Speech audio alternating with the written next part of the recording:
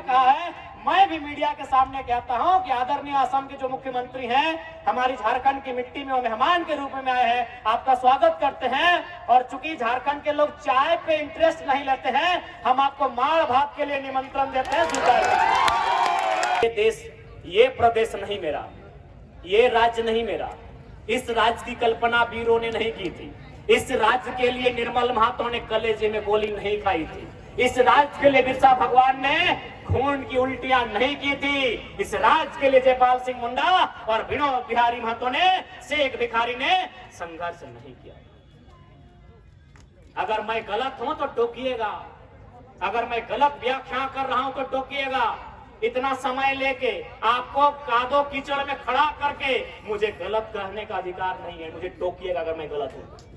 जिंदाबाद जिंदाबाद जिंदाबाद जिंदाबाद। इसलिए हम लोग पहले कह रहे हैं, सरकार में अगर हम लोग आते हैं तो सबसे पहले जमीन की हिफाजत करेंगे। क्योंकि मैं किसान का बेटा हूं, चासा घर का बेटा हूं, मेरा मानना है सबसे सर्वोपरि जमीन होता है, जमीन से ऊपर कुछ नहीं होता है। इसलिए हम लोग सबसे पहले जमीन की हिफाजत करेंगे। दूसरा बात, युवाओं के लिए एक बेहतर सिलेबस हम लोग तैयार करेंगे। हम लोग सिलेबस भी सरकार तय करेगी और परीक्षा की तारीख भी कैलेंडर में सरकार सेट करेगी। आज देखिए, सिलेबस को लेके हमारे भाई लोग आंदोलन कर रहे हैं। उनका तर्क है कि झारखंड का सिलेबस ऐसा लग रहा है मानो ये यूपीएससी का सिलेबस है। सही बात है, सही बात है। बाकायदा आज इस देश में शिक्षक तो बहुत सारे हैं। यूट्यूब के माध्यम से आप जानते हैं, खान सर को जानते हैं, ओझा सर को जानते हैं, विकास दिव्यकीर्ति को जानते हैं। विकास दिव्यकीर्ति ने एक स्टेटमेंट दिया था कि झारखंड के सिलेबस को देखने के बाद ऐसा लगता है कि झारखंड सरकार का नहीं, भारत सरकार का सिलेबस है।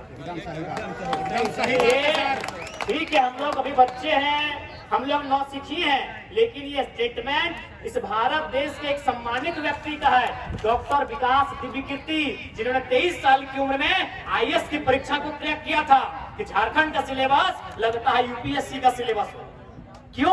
क्यों सवाल उठता है, क्यों? न झारखंड ही है जो चारागाह है, जहां की सीटों को, जहां की नौकरियों को धड़ल्ले से बेचा जा सकता है। बंगाल में आप नौकरियों को नहीं बेच सकते हैं, क्योंकि वहां बांग्ला भाषा अनिवार्य है। उड़ीसा में आप नौकरियों को नहीं बेच सकते हैं, वहां उड़िया भाषा अनिवार्य है। ये झारखंड है भैया, ये बाबा जी का ढाबा है, लुटते रहिए, लुटते रहिए, लुटते रहिए। का छूट दिया गया है। ये झारखंड बाबा जी का ढाबा है। इसीलिए सिलेबस, चूंकि जो लोग परीक्षा में बैठ भी जाएंगे वो सिलेबस के अकॉर्डिंग परीक्षा को क्रैक नहीं कर पाए। क्यों? झारखंड के बच्चे तैयारी कैसे करते हैं? वो खेती बाड़ी भी करते हैं, माता पिता के कामों में हाथ भी बटाते हैं, परिवार का बोझ भी उठाते हैं और परीक्षा की तैयारी करते हैं। चलिए, बीएड करने वाली गांव की बेटी की जानकारी लीजिए आप। क्योंकि बीएड करने के बाद वो शिक्षक बनती है, शिक्षिका बनती है। बीएड करने वाली किसी बहन जो गांव से करती है, उसकी जानकारी लीजिए। वह सुबह उठ रही है, सास ससुर की सेवा करती है, अगर छोटा बच्चा है तो उसको नहाना धुलाना सारा काम करती है, पति को ऑफिस के लिए भेजती है, अगर कहीं काम करने के लिए ज्यादा टिफिन भर के देती है, उसके बाद वो बीएड कॉलेज जाती है। गांव की 90% बीएड करने वाली लड़कियों की कहानी है। वो जिस हाल में तैयारी करती है, उस हाल में पटना में जो बैठ के बहन तैयारी कर रही है, मुकाबला नहीं होगा। इलाहाबाद में जो सिलेबस की तैयारी कर रही है, हमारी झारखंड की बेटी मुकाबला नहीं कर पाएगी। विषय को समझिए। इसीलिए सिलेबस को जानबूझ के मोटा किया जाता है, ताकि हमारे साथ आराम से धोखाधड़ी हो सके, हमारे साथ छल हो सके। और सिलेबस तय कौन करते हैं? एक सवाल आता है। झारखंड में कोई भी मिनिस्टर, हमें लगता है एगो दो होंगे, जैसे doctor Lambodar Mahto PhD holder हैं, doctor Rameshwar Oraon PhD holder हैं, और 2-3 को पढ़े लिखे हैं जो मास्टर्स की उपाधि लिए हैं या फिर अच्छा पढ़ाई लिखाई किए हैं। लेकिन जो कैबिनेट में बैठे हैं, जो मंत्रिमंडल को संभाल रहे हैं, आप उनके क्वालिफिकेशन को गौर कीजिएगा। 50% जो मंत्री हैं वो नॉन मैट्रिक है, यानी सिलेबस वो तय करेंगे नहीं, सिलेबस तय करेंगे आईएएस। बताइए कितने रांची के आईएएस हैं, कितने धनबाद के आईएएस हैं, कितने गुमला के आईएएस है, आईएएस तो हैं गैर झारखंड के, वो क्या करेंगे ना, एक रास्ता छोड़ के जाएंगे जिस रास्ते में लोग चोरी छिपे आ सके। आप सचिवालय चले जाइए, एक गैर झारखंडी ने कहा था, कोई कैलाश यादव जी करके हैं, सही कहा था कि सचिवालय 80% गैर झारखंडियों के कब्जे में है। कहां से आपके लिए बात होगी? इसलिए आज आप इस बात की आपको चिंता कीजिए। बहुत सारे लोग कहते हैं बाहर भीतर की बात करते हैं। देखिए, हमारी लड़ाई बाहरी भीतरी की नहीं है, हमारी लड़ाई गैर झारखंडियों द्वारा जो जबरन कब्जा हो रहा है उसके खिलाफ की लड़ाई। हमारी लड़ाई बाहरी भीतरी की नहीं, जो बाहर के लोग कब्जा कर रहे हैं उस कब्जे के खिलाफ हमारी लड़ाई। मैं बार बार मैंने कहा है, खुला कहा है, स्पष्ट कहा है कि जो लोग गैर झारखंड से हैं, चाहे पश्चिम बंगाल से हो, उत्तर प्रदेश, बिहार, मध्य प्रदेश, छत्तीसगढ़, उड़ीसा, कहीं से हो, मैंने उनको स्पष्ट कहा है, क्या यदि कोई, जैसे सेंट्रल यूनिवर्सिटी ने 510 एकड़ जमीन हमारा लिया, कांके के पागल खाने में जमीन हमारा गया, कैंसर हॉस्पिटल में जमीन हमारा गया, रीन पास में जमीन हमारा गया, इसी प्रकार यदि यूपी, बिहार और एमपी वालों का जमीन कोई कंपनी ले और उन्हें लात मार के भगा दे और तमिलनाडु वालों को, कर्नाटक वालों को अगर नौकरी में लेकर आए, तो बिहार, यूपी, एमपी वालों बताइए आपको तकलीफ होगा कि नहीं होगा? एक लाइन में उत्तर दें। होगा। यहीं का लोग नहीं, आज जो खासकर देखते हैं यूपी बिहार के भाई लोग हमसे नाराज हो जाते हैं, तो हम आपसे पूछना चाहते हैं कि यदि आपकी बाप की जमीन कोई, क्योंकि आप लोग एकड़ नहीं ये बोलते हैं ना, बीघा, 12 बीघा में पुदीना बा, तो बताइए कोई आपकी 10 बीघा, 50 बीघा, 100 बीघा, 500 बीघा जमीन कोई कंपनी लेती है, उसका मुआवजा भी नहीं देगी, उसके बदले नौकरी भी नहीं देगी, बताइए आपको कैसा लगे? मैं ये संदेश विशेषकर यूपी बिहार के लोग हमेशा देखते हैं, 2-4 को हमसे मुंह फुला के रहते हैं, मैं उनको कहूंगा, साफ कहूंगा, मीडिया के माध्यम से कहूंगा कि यदि आपकी बपोती जमीन, जैसे हमारी जमीन आज लूट ली जा रही है, ऋण पास के नाम में, उद्योग के नाम में, यूनिवर्सिटी के नाम में, कंपनी, फैक्ट्री के नाम में, यदि आपके बाप की जमीन 10 बीघा, 12 बीघा लूट ली जाती और बदले में आपको नौकरी भी नहीं, आपको पैसा भी नहीं और बाहर के लोगों को लाके नौकरी देती, बताइए आप क्या बोलना चाहते हैं? आप दिल में हाथ रखिए और बोलिए कि हमको स्वीकार है, हम लोग भी स्वीकार करेंगे। अरे ये तो गनीमत है, ये झारखंड में है, ये यूपी बिहार में होता तो हमको लगता है 100% वही लोग रखते। तो देखिए मेरे भाइयों, जो यूपी से हैं, बिहार से हैं, बंगाल से हैं, विषय को समझिए। हमारी लड़ाई किनसे है, किस विचारधारा से है, सिस्टमेटिक कहाँ हमारी लड़ाई समझिए। बाकी अगर आप बात करते हैं तो ईमानदारी से बोलिए, आप जिस जमीन पे रहते हैं, जहाँ घर बनाए हैं, वह जमीन हमारी, आपके बच्चे जिस स्कूल में पढ़ते हैं वह जमीन हमारी, आप जहाँ नौकरी करते हैं वह जमीन हमारी, आपका जहाँ दुकान है वह जमीन हमारी। कब आपसे हमारी लड़ाई है भाई? हमारी लड़ाई उस सिस्टम से है जो हमारे साथ गलत व्यवहार कर रहा है। विषय को समझिए। क्या आप लोग बताइए गलत है? नहीं बताइए। जो लोग हमसे मुंह फुला लेते हैं कि नहीं ये लड़का बारी बिक्री करता है, तो उनसे पूछिए कि आपका बाबूजी का जमीन कोई ले लेगा, गांव का गांव ले लेगा। आज एचईसी में कितना गांव गया होगा बताइए तो। क्या एचईसी हमने आपको रियल एस्टेट को बेचने के लिए नहीं दिया था, हमने हाईकोर्ट बनाने के लिए भी नहीं दिया था, साफ बात है। हमने सिर्फ दिया था आपको, एचईसी का मतलब क्या होता है? Happy engineering corporation.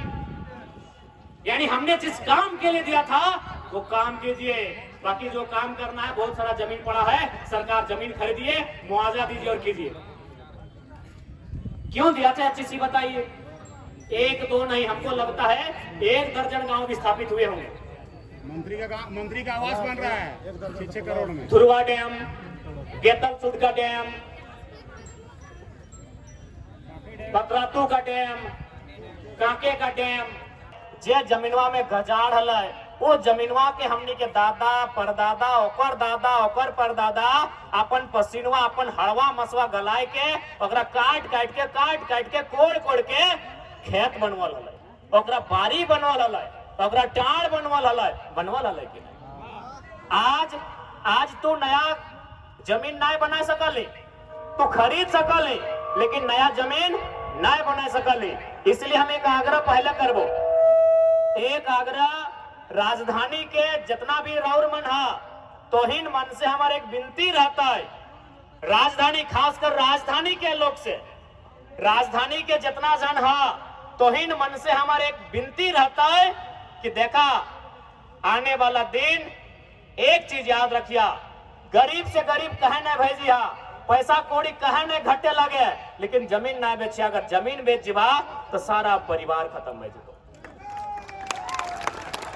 आज तोहिन मन के बगल में चुटिया हो, चुटिया जो कभी हमनी के राजा सब के राजधानी रहा है, वो चुटिया में रेलवे स्टेशन है, ओकर नाम लगा रांची जंक्शन।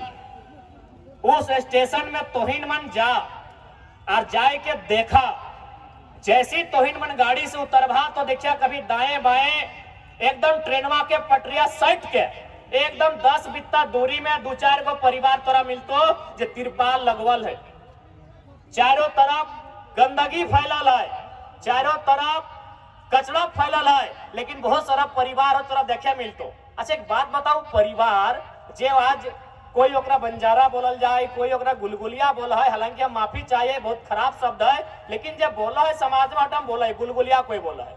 तो एक बात बताओ कि वो मन के कोई गाछ से जन्म भेलै, वो मन के कोई पर्वत पहाड़ से जन्म भेलै, वो मन के भी जन्म एक माई बाप मिल के कर। लेकिन आज बताओ अपने के की हाल है, तिरपाल ढकले है ना, है जाके देख ले रे, जंक्शन में जाके देख ले। एकर मतलब है कि ओकर पास जमीन ना है। देख ले, अगर जमीन ना हो तो कोई पहचान ना हो, अगर तोर पास जमीन ना हो, तोर गांव ना हो, तोर परिवार ना हो, तो तोर कोई पहचान ना हो। वो सुबह मिला है मंदिर में मांगते हुए, शाम के मिला है मस्जिद में, अगर कोई पहचान ना है, कोई हिंदू है कि मुस्लिम है कि सरनाम आने वाला है, अगर पहचान भी खत्म हो गए, कहे न ओकर खानदान खत्म हो गए, ओकर जमीन खत्म हो गए, ओकर गांव खत्म हो गए, ओकर नीम और पीपल के छांव खत्म हो गए। इसलिए देख ले, आज ही देखना इतना बड़ा जमीन, बताओ जमीन अभी हमने पास हो, ये जमीन तो कंपनी ले लो, क्या कर लो, ऋण पास न के लो, बताओ ऋण पास। इतना बड़ा जमीन देख, इतना बड़ा फुटबॉल के मैदान, एकर में ना कर लो, कम से कम हमने एगो छोटा मोटा गांव रहता है, इतना बड़ा जमीन एक ऋण पास कंपनी ले लो। तो सोच के देख, आज से 20 साल बाद जे छुआ मन हमने कोरे लेके अले हा, कोरा यानी गोदी में, अगर यह साल चलते रह लो, यह जमीन के लूट धड़ल्ले से चलते रह लो, तो बचाओ अपने पास की रहतो। यह रेलवे स्टेशन में तंबू गाड़ब थोन, बस स्टैंड में तंबू गाड़ब थोन, कोनो कंपनी फैक्ट्री के आगू तंबू गाड़ब थोन, और तंबुआ के भीतर जिंदगी काटब थोन। तो से खातिर तोहनी से हमारा आग्रह करबो, किडनिया बेच दिया लेकिन जमीन वहां ना बेचिया। राजधानी राउर मन से हमें विनती कराइयो, किडनिया निकाल के बेच दिया, जमीन वहां ना बेचिया। अगर किडनिया बेचवा तो जान ना जीतो, 2 गो किडनी भेवा है, एगो को चलियो जाए तो जान ना जीतो, लेकिन जमीनवा बेच दबा, जिंदा तो रहबा लेकिन मुर्दा बन के रहबा। बताओ आज गुलगुलिया सब जिंदा तो है लेकिन मुर्दा बन के है कि नहीं। इसलिए एक बात तोहनी से आग्रह करबो, आपन से तो जमीन बिल्कुल नहीं बेचिया, और यदि कोई बीडीओ सीओ डीसी तोर गलती तरीके से जमीन ले हो तो बिरसा मुंडा बन के निर्मल बन के आंख से आंख मिला के फाड़ दियो। आज हमने बिरसा भगवान के कहे मानो, ये वो लड़ल है जमीन खातिर लड़ल, आज निर्मल दा के पूजल जाए कहे यह जमीन खातिर लड़ल। तो आज अगर तू अपन अंदर के निर्मल बिरसा के खत्म कर देवे तो यह हाल है। इसलिए एक बात जान ले, पहला बात तो खुद से जमीन बिल्कुल ना बेचना हो, लेकिन कोई सीओ बीडीओ या फिर कोई अधिकारी अगर पैसा के लालच में, कोई कंपनी के मालिक के लालच में अगर तोर जमीन के साथ छेड़छाड़ कर हो तो तुम ओकर से छेड़छाड़ करियो, क्या कि तोर बाप के जमीन लगो, बिडवा के और सीओ के बाप के ना लगो। थोड़ा बोलता हो कि जमीन भारत सरकार के हो। कौन सा भारत सरकार? भारत सरकार के पहले प्रधानमंत्री थे पंडित जवाहरलाल नेहरू। उनका जन्म हुआ था 14 नवंबर 1890 में। क्या जमीन हम 1890 से अपने पास रखें क्या? जमीन किस काल से है? पाषाण काल से है, पूरा पाषाण काल से है, मध्य पाषाण काल से है, नव पाषाण काल से है, ताम्र पाषाण काल से है, हड़प्पा काल से है, उत्तर वैदिक काल से है, वैदिक काल से है, महाजनपद काल से है, मौर्य काल से है, न गुप्त काल से है, न मुगल काल से है। हमको कोई जानकारी नहीं है। क्या आपके पास जानकारी है कि जमीन कौन काल से है आपके पास? 50 गो पीढ़ी के पश्चात कि 70 गो पीढ़ी पार हुआ कि 100 पीढ़ी पार हुआ, आपको जानकारी है? तो फिर कैसे भारत सरकार का जमीन है भाई? भारत सरकार का गठन हुआ है 1947 15 अगस्त में। अरे 1947 का तो मेरा दादाजी लोग है। इसका मतलब मेरा दादाजी से पहले मेरा जमीन में जोत कोड़ कोई नहीं करता था। 1947 में भारत सरकार बना है। जो लोग बोलता है कि जमीन भारत सरकार का है, 1947 में भारत सरकार बना है और 1947 में हम लोग का दादाजी का है, उससे ज्यादा ही है। 1947 में हम लोग का दादाजी का पीढ़ी है। तो क्या ये जमीन दादाजी की पीढ़ी से हमारे पास है या दादा का दादा का दादा का परदादा का परदादा का परदादा का पीढ़ी से? उससे भी ज्यादा है। इसलिए केवल अब हम लोग का माइंड में दर्द कर दिया जाता है कि अधिकारी से हम ना उलझे, अधिकारी से हम बात ना करें। देखिए, अगर आज अधिकारी से डरेंगे तो कल आपके बच्चे फुटपाथ में होंगे। आज अगर आप बीडीओ, सीओ, डीसी से डर गए तो कल आपके बच्चे फुटपाथ में होंगे। इसलिए देखिए, सरकार बनाना तो अलग बात है। मेरा पहला काम है आपके अंदर के डर को खत्म करना। मेरा पहला काम है झारखंड की आवाज को बुलंद करना। मेरा पहला काम है झारखंड के साथ जो अन्याय हो रहा है उस अन्याय से आपको परिचय करवाना। क्योंकि आज तक 24 साल के झारखंड में कोई लीडर हमको भाषण सुनाइए जो इतना बारीकी से आपको इन विषयों पर बात किया हो। एक भी लीडर झारखंड में 1 दर्जन मुख्यमंत्री बने, कोई मुख्यमंत्री इतना बारीकी से चिंता किया हो किसी विषय का?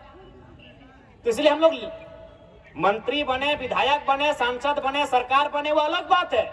हमारी पहली प्राथमिकता है हमारा जनता सुरक्षित रहना चाहिए, हमारे लोग सुरक्षित रहने चाहिए, हमारे गांव सुरक्षित रहने चाहिए, हमारे खेत खलिहान, हमारे नदी, हमारे नीम और पीपल के छांव सलामत रहने चाहिए। ये हमारा मकसद है। इसलिए आज एक बात एकदम जान लीजिए, और हम एक आग्रह ये भी कहेंगे कि इंडस्ट्रियल एरिया में जो लोग आते हैं, कांके इंडस्ट्रियल एरिया है, इंडस्ट्रियल एरिया में जो लोग आते हैं, नगर के एरिया में जो लोग आते हैं, माइंस के एरिया में जो लोग आते हैं, हम एक आग्रह करेंगे। विनोद बिहारी महतो वकील थे, इसीलिए झारखंड की लड़ाई लड़े।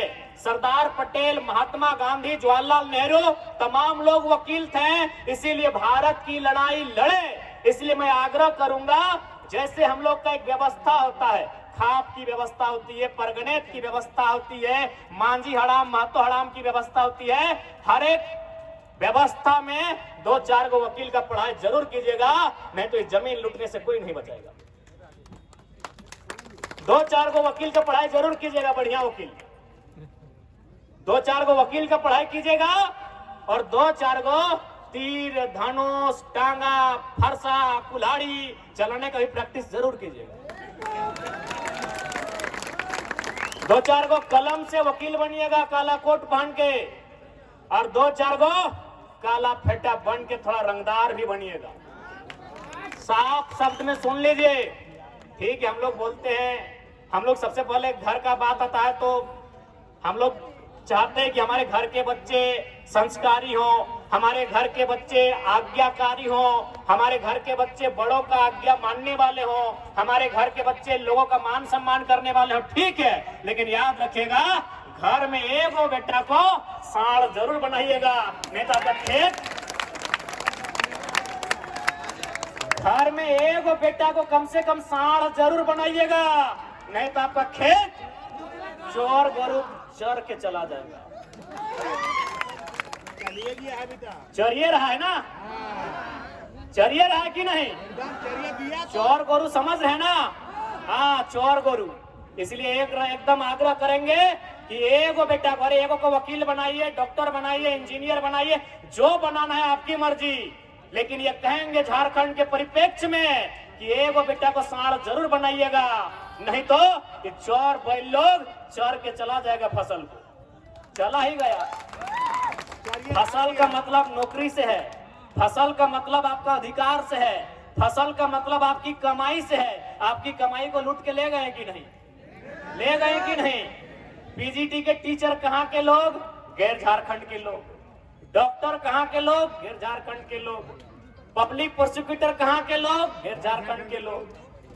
कंपनियों में जनरल मैनेजर कहाँ के लोग? गैर झारखंड के लोग। एचआर कहाँ के लोग? गैर झारखंड के लोग। सुपरवाइजर कहाँ के लोग? गैर झारखंड के लोग। तो क्या गलत बोले वो बेटा को साढ़ बनाने? साढ़ बनाइए जो दहाड़ मारेगा और जैसे सिंह घुसाएगा फाड़ के रख देगा। ये झारखंड की मजबूरी कहिए या नियति कहिए, हर एक घर में एगो बेटा को साढ़ बनाइए, नहीं तो इसी प्रकार आपका खेती बैल जो बाहर का बैल आया है वो भरना फाड़ के घुसेगा, चोरी करेगा, खाएगा, पगराएगा और फिर चला जाएगा। लेकिन अगर साढ़ पैदा कीजिएगा तो क्या होगा? गोरू सब दूरे खड़ा रहता है, जैसे साढ़ दहाड़ मारता है, देखिए कि नहीं?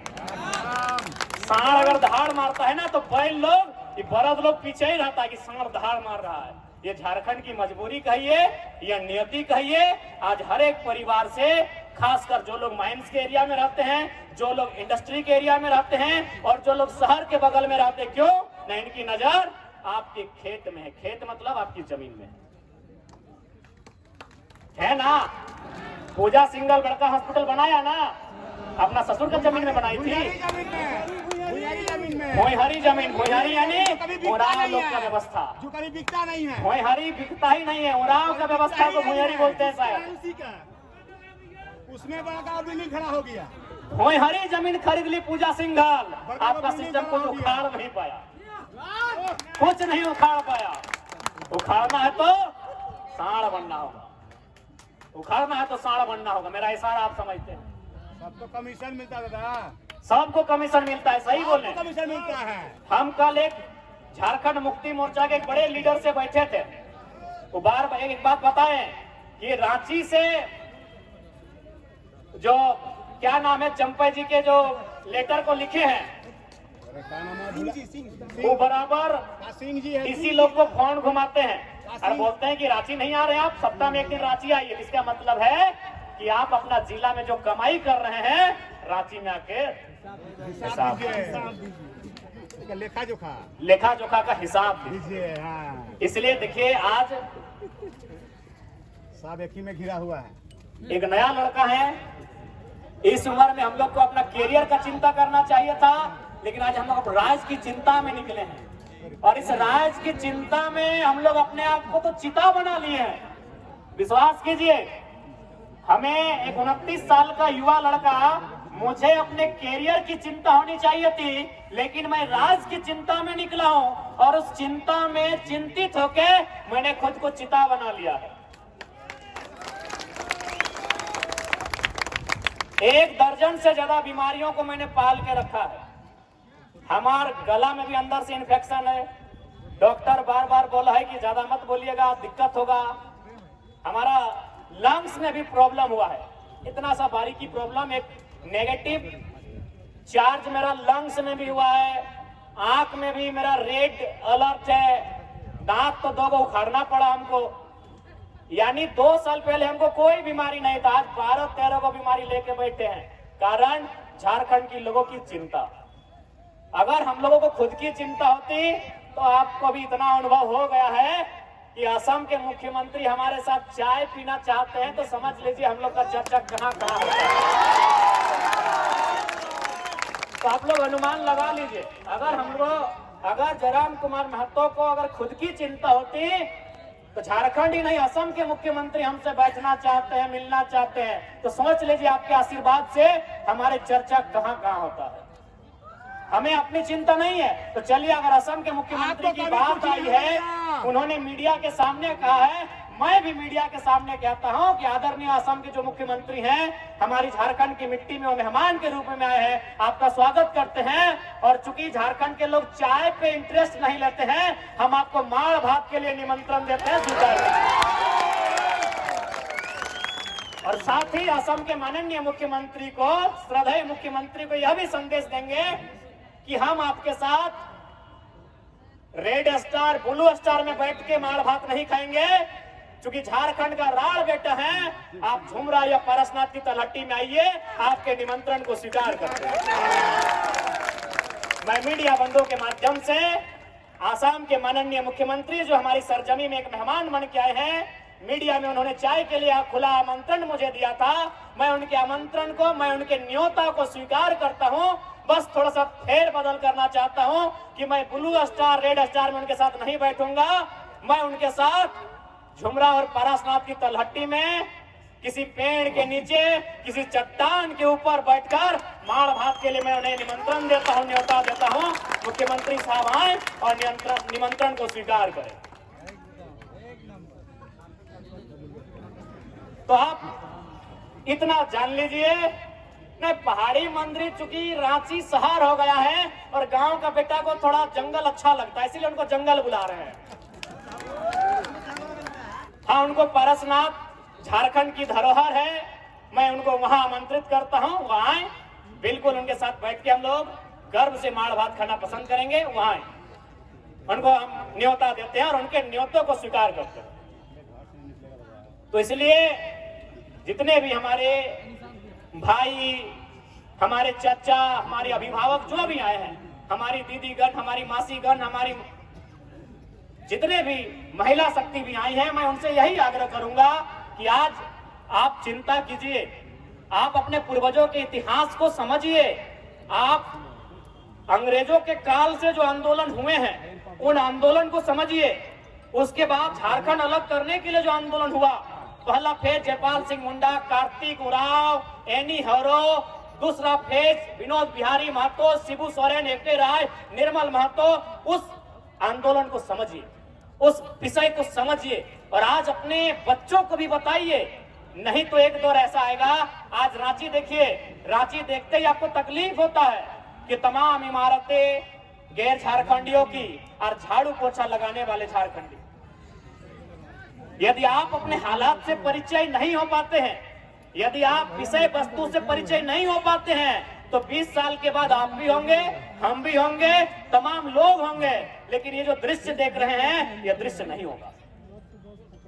इसलिए आज चिंता कीजिए। इसलिए हम लोग पहला प्रयास करेंगे राजनीति के माध्यम से, कलम के माध्यम से, नियम कानून के माध्यम से, विधि विधेयक के माध्यम से इस राज्य की संपदा को लूटने से बचाया जाए, इस राज्य के लोगों के खेत खलिहान को लूटने से बचाया जाए, इस राज्य के लोगों को नौकरियों को लूटने से बचाया जाए। इसलिए हम लोग पहला प्रयास करेंगे कि नियम से, विधि विधेयक बना के, सदन के भीतर नियम बना के, सदन के भीतर आवाज को बुलंद करके, झारखंड के जनमानस की समस्याओं से सदन को परिचय करवा के नीति नियम बना के काम करें। और जब ना हो तो ये उलगुलान के प्रदेश से पीछे मत हटिएगा। ये उलगुलान आप अपने लिए नहीं करेंगे, ये उलगुलान आप अपने बच्चों के भविष्य के लिए करेंगे। वे बच्चे जो आज आपकी गोद में यहाँ तक चल के आए हैं, वे बच्चे जो 5वीं 6ठी क्लास में पढ़ रहे हैं, वे पढ़ तो लेंगे, वो 90% अंक लेकर पास भी हो जाएंगे, लेकिन कहाँ जाएंगे? गुजरात की कपड़ा फैक्ट्री में, कहाँ जाएंगे? सूरत की कपड़ा फैक्ट्री में, कहाँ जाएंगे? केरल की मछली फैक्ट्री में, कहाँ जाएंगे? हैदराबाद की किसी कंपनी में, कहाँ जाएंगे? महाराष्ट्र के किसी टावर में, दुबई कुवैत के बड़ी बड़ी जो टावर है वहां पर जाके काम करेंगे। वो 90% लाने वाले आपके बच्चे। आप बताइए ना, जब मैट्रिक की परीक्षा होती है, इंटर की परीक्षा होती है, और जब हमारे घर से हमारा कोई भाई, हमारी कोई बहन अगर स्कूल में टॉप करती है, कितना गर्व होता है। हम लोग फेसबुक में लगाते हैं स्टोरी, हम लोग व्हाट्सएप में स्टोरी लगाते हैं, हम लोग इंस्टाग्राम में स्टोरी लगाते हैं कि नहीं? कांग्रेचुलेशन, बधाई देते हैं कि नहीं? लेकिन ईमानदारी से बोलिए, 5 साल के बाद वो बच्चे कहाँ होते हैं? वो हिसाब नहीं लेता। जिस दिन वो पास करके आते हैं, पूरा झारखंड उन्हें जानता है कि फलाना स्कूल में टॉप करने वाला लड़का 85% लेके आया है। 425 नंबर लेके आया है, 450 नंबर लेके आया है, 475 नंबर लेके आया है। पूरे स्कूल में नाम रोशन किया है, पूरे जिले में नाम रोशन किया है, पूरे प्रखंड में नाम रोशन किया है, पूरे गांव में नाम रोशन किया है। लेकिन वही बच्चा, वही भाई, वही बहन 5 साल बाद बताइएगा कहां होता है? वही टॉप करने वाला बच्चा, मैट्रिक में, इंटर में क्वेश्चन पेपर को धुआं धुआं करने वाला बच्चा 5 साल बाद कहां होता है? क्या आपके पास हिसाब है? आप भूल जाता है। क्या आपके पास हिसाब है? 5 साल बाद आपने स्टोरी लगाया उसका? आपने मैट्रिक की परीक्षा पास करने के बाद जितना स्टोरी लगाया, क्या 5 साल बाद उसका स्टोरी आप लगा पाए? नहीं लगा पाए, क्योंकि अगर बहन है वो शादी होके पता नहीं गुमनाम हो गई। वो बहन शादी करके बेरोजगारी का दंश झेल के गुमनाम हो गई, और वो भाई मछली के फैक्ट्री में जाके गुमनाम हो गया। ये